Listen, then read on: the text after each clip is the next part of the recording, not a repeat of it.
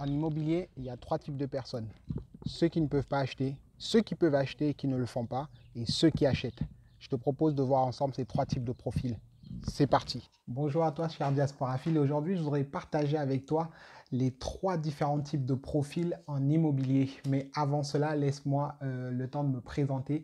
Je suis Alexis Mbakop et sur cette chaîne, nous abordons de façon décomplexée les problématiques et les difficultés de la diaspora afin d'y apporter des réponses pratiques, opérationnelles pour que la diaspora soit la plus forte possible là où elle se trouve. Oui, nous sommes forts ici. Nous croyons que l'émergence de l'Afrique passera par sa diaspora. C'est pourquoi nous souhaitons que les Africains de par le monde soient le plus forts possible. Donc si c'est une thématique qui t'intéresse, je t'invite à t'abonner et activer les notifications afin de ne rater aucun contenu qui fera de toi la personne la plus forte possible là où tu te trouves. Alors, les trois profils que j'ai identifiés en tant que banquier financier, donc aujourd'hui, en fait, quand j'aborde ce thème, c'est en tant qu'expert, c'est-à-dire que je ne suis pas un professeur d'économie qui va t'expliquer comment fonctionne l'économie, mais le soir va rentrer et manquer de quoi manger. Je ne suis pas, en fait, cette personne-là qui va t'expliquer comment fabriquer le pain et ne pas être capable d'enfourner de la farine et te donner du pain réellement à manger. Donc, je parle des choses dont je maîtrise, je parle des choses dont j'ai expérimenté, donc j'expérimente en ce moment. Donc, aujourd'hui, lorsque je vais te parler des trois profils, il est important que toi, tu puisses sincèrement t'identifier dans quel profil tu te trouves afin d'apporter une amélioration dans ta qualité de vie. J'étais dans une catégorie de profil. J'ai dû faire un travail intrinsèque, c'est-à-dire que j'ai dû accepter que ma situation dépendait de moi et j'ai fait les efforts nécessaires, cela dont je vais partager avec toi, pour passer d'une situation à une autre. Alors, le premier profil, c'est celui des personnes qui ne peuvent pas acheter. Alors, les personnes qui ne peuvent pas acheter sont simplement des personnes qui ne rentreraient pas dans les cases du système bancaire. Parce que pour acheter, pour la plupart des personnes comme moi ou la plupart des immigrés africains, nous avons besoin d'octroyer un crédit, un prêt bancaire. Donc pour obtenir un prêt bancaire, il y a un certain nombre de caractéristiques qui sont demandées, exigées. Et si on n'est pas en capacité de fournir ces éléments-là ou de respecter les conditions, eh ben, on ne peut pas obtenir son prêt bancaire. Donc les premières personnes, le premier profil que j'ai identifié, bah, c'est ceux qui ne peuvent pas acheter. Et ces personnes-là ne peuvent pas acheter. Pourquoi? Peut-être parce qu'elles vivent des situations difficiles. Donc, généralement, pour la majorité des cas, ça va être des personnes qui ont une mauvaise santé budgétaire, c'est-à-dire c'est des personnes qui ne vont pas du tout organiser leurs finances. Ce sont des personnes qui vont utiliser à fond le découvert. Pourquoi? Parce qu'elles ont trop de charges par rapport à leurs revenus, ou soit parce que le découvert pour elles constitue en fait une sorte de confort.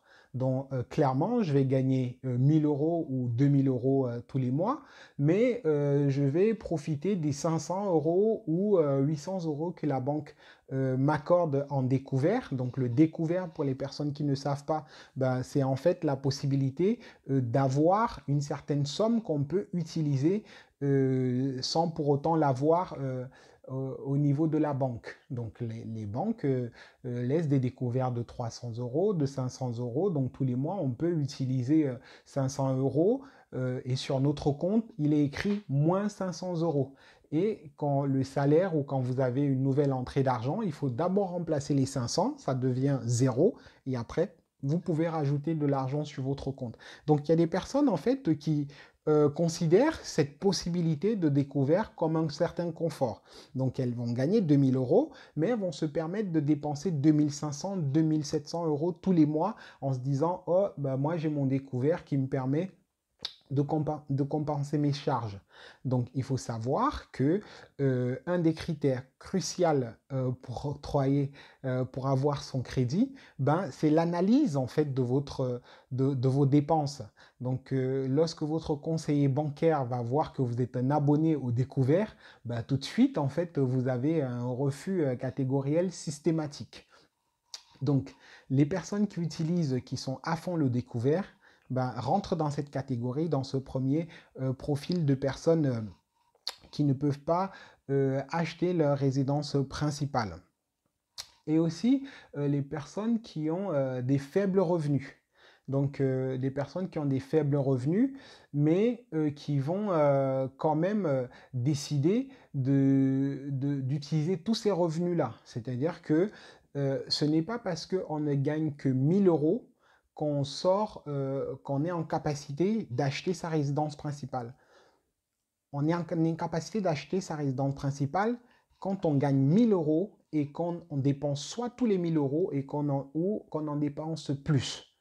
Donc, très clairement, une personne qui gagne 1000 euros et qui dépense 800 euros le mois peut acheter sa résidence principale.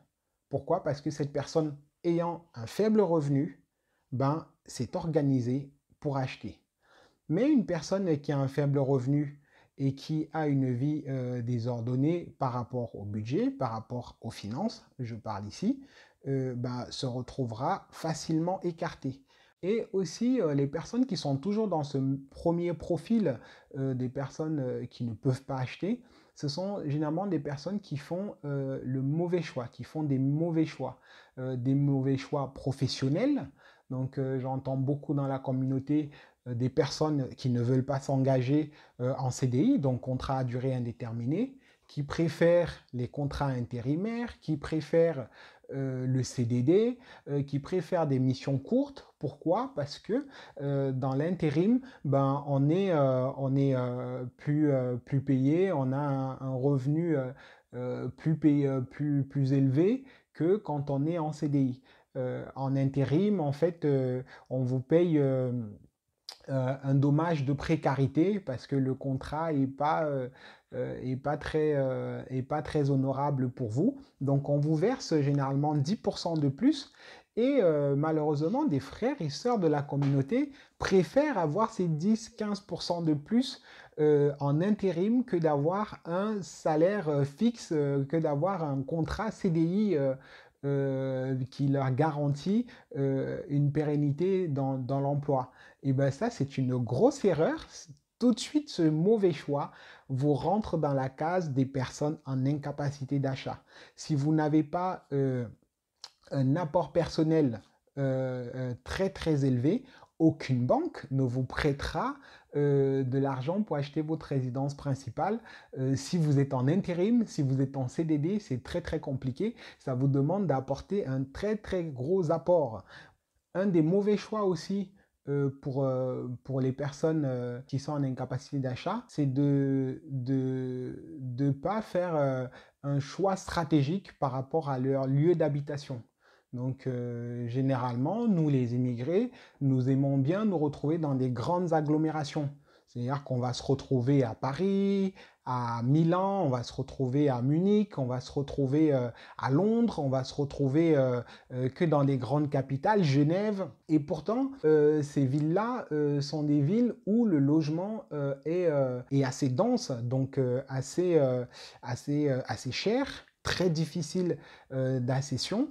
Donc, si vous souhaitez acheter votre résidence principale, à un moment donné, il faudrait peut-être faire le choix de quitter ces grandes villes-là pour aller dans une petite ville ou une ville à taille moyenne et pouvoir accéder en termes de prix, en termes de qualité de vie, en termes de facilité bancaire aussi, parce que il faut se dire que quand on habite Paris, quand on habite Lyon ou quand on habite une grande ville, une city, en fait, les banques scrutent plus, les règles sont plus difficiles et même les propriétaires vendeurs sont plus sélectifs. Donc, tout est difficile. Donc, si vous êtes dans une grande ville aujourd'hui, dans une métropole, demandez-vous, est-ce que c'est vraiment nécessaire d'y être en restant locataire? Ne faut-il pas aller habiter à 3 heures, 4 heures d'une capitale et être propriétaire de sa résidence, ou de rester dans la capitale parce que c'est où tout le monde se retrouve et être locataire à vie? Donc, il y a un choix à faire, voilà. Donc, généralement, quand on est avec un certain travail dans une grande ville, ce travail ne nous permet pas d'accéder à la propriété. Il suffit juste de changer de ville. Avec le même travail, le même métier, on peut accéder à la propriété. Donc voilà, c'est encore un indicateur qui pourra vous permettre à vous de faire le bon choix en matière de contrat de travail, en matière de lieu de résidence pour pouvoir accéder à votre propriété. Le deuxième profil, c'est celui de ceux qui peuvent acheter et qui ne le font pas. C'est le profil dans lequel j'étais il y a 4 ans. Donc, il y a maintenant une petite dizaine d'années que j'ai terminé mes études et que j'ai commencé à travailler. Mais il y a 4 ans, mon épouse et moi, nous étions en pleine fonction. On travaillait tous les deux et on se disait toujours, on ne sait pas si notre situation va changer, on ne sait pas si on va vouloir changer de ville. Enfin, il y a beaucoup d'on ne sait pas et on n'achète pas. Donc, beaucoup de personnes sont dans ce cadre-là. Plusieurs sont dans ce cadre-là, que ce soit des personnes seules, que ce soit des couples ou des familles. On est souvent dans le doute, la crainte du lendemain, et on n'achète pas. Pourtant, on a la capacité, pourtant on a les moyens, et on ne le fait pas. Et ben en fait, c'est perdre de l'argent inconsciemment parce que j'ai fait une vidéo que je t'invite à aller voir récemment sur comment j'ai perdu 42 000 euros quand j'étais en location. Donc, j'ai fait toute une démonstration pour montrer combien la location, c'est une arnaque. Donc, le profil numéro 2, moi, à mon sens, c'est le profil vraiment le plus dangereux parce qu'on a tous les moyens, mais on n'achète pas. On a tous les moyens, on rentre dans toutes les bonnes cases que demande la banque, mais on n'achète pas. Donc, le profil numéro 2, moi, je pense que voilà, il faut avoir la curiosité de savoir pourquoi j'achète, pourquoi je n'achète pas. Si c'était une question que vous vous êtes jamais posée, il faut vraiment rechercher les informations et vous demander réellement pourquoi vous n'achetez pas. Si c'est simplement pour une incertitude de se dire je ne sais pas si je serai encore là dans 3 ans, je ne sais pas si dans 5 ans je serai encore là. Moi, je vous dis tout de suite, dans 5 ans, il est fort possible que vous soyez là où vous êtes. Et même si dans 5 ans, vous n'êtes plus là où vous êtes, ça veut dire que vous avez vendu votre propriété, vous avez peut-être réalisé même des bénéfices sur la vente et vous êtes parti ailleurs. Donc, le profil numéro 2, c'est vraiment le profil piégeant, c'est le profil vraiment, je dirais, où on perd de l'argent très facilement. C'est-à-dire que on continue à verser des loyers à un propriétaire, on continue à donner de l'argent à une autre personne et c'est pas du tout bénéfique pour notre propre compte et pour le compte de notre famille. Donc, je vous encourage encore à revoir le pourquoi vous êtes en location aujourd'hui, à revoir le pourquoi vous ne voulez pas acheter. Si vous avez des peurs concernant le crédit, je vous invite aussi à voir une vidéo sur les craintes que moi j'avais personnellement en tant que jeune immigré africain en Occident, que j'avais vis-à-vis du crédit et toutes les étapes que j'ai traversées pour pouvoir surpasser ces peurs-là et faire le pas vers l'achat. Troisième profil, c'est celui de ceux qui achètent. Yes, papa. Là, c'est le profil dans lequel je me retrouve aujourd'hui. Le profil des acheteurs, le profil de ceux qui ont compris l'importance de l'immobilier. L'immobilier, ici en Occident, constitue un pilier solide d'enrichissement. Le premier pilier assez simple, assez soft de réalisation. Il y a plusieurs façons de s'enrichir en Occident, mais l'immobilier est vraiment le business model le plus simple à mettre en application. En fait, l'immobilier, en Afrique, il faut déjà soit avoir des terres ou soit avoir quelque chose à donner en hypothèque. Donc, c'est quelque chose de très difficile, quelque chose de rugueux pour acheter en Afrique. Très peu achètent par le crédit. Il faut travailler, il faut batailler, il faut se donner à fond pour pouvoir construire une maison, pour pouvoir avoir sa maison. Ça, ce sont les réalités sur le continent. Mais une fois on a Boza, une fois on a traversé et qu'on est arrivé ici, il faut comprendre comment ça se passe ici. Ici, la réalité, elle est tout autre. Si tu as un tonton ou une tata ou quelqu'un qui t'a dit que c'est très compliqué d'acheter ici, en fait, moi, je veux te dire, c'est très facile d'acheter ici. C'est très facile d'avoir le chez-soi. Acheter, c'est très, très, très simple. Donc, pour acheter, il faut simplement, en fait, respecter des conditions qui sont des conditions que j'ai déjà un petit peu évoquées plus haut. C'est donc si vous avez un bon contrat, donc un CDI, donc arrêtez les intérims, les CDD en pensant que les 10% qu'on vous donne sont intéressants. Non, ça vous ferme les portes plus loin. Donc vous êtes en CDI, vous avez un travail stable. Ensuite, vous avez une petite capacité d'épargne et vous n'utilisez jamais le découvert. Moi, je vous dis à minima, avec ces 3 conditions, vous allez à la banque, vous déposez votre dossier, il sera analysé, étudié, et vous verrez que voilà, ça fonctionne sans plus, et ni plus ni moins. Votre crédit vous sera accordé et vous serez un propriétaire qui verse des mensualités pour son propre compte. Parce que c'est de cela dont il est question. Donc, je vous encourage à revoir votre situation. Donc, dites-moi en commentaire dans quel profil vous vous retrouvez aujourd'hui. Est-ce que vous identifiez les causes, le pourquoi vous êtes dans ce profil-là et est-ce que vous avez des solutions à mettre en place pour remédier, si vous êtes surtout dans le profil 1, afin de passer dans le profil 3 qui est celui des acheteurs. Donc, dites-moi en commentaire si vous avez des difficultés, quelles sont les difficultés que vous avez identifiées, pourquoi vous ne serez pas en capacité d'acheter aujourd'hui et je ferai le plaisir de vous répondre dans les commentaires. Je vous dis à bientôt, à la prochaine vidéo. Nous sommes forts ici.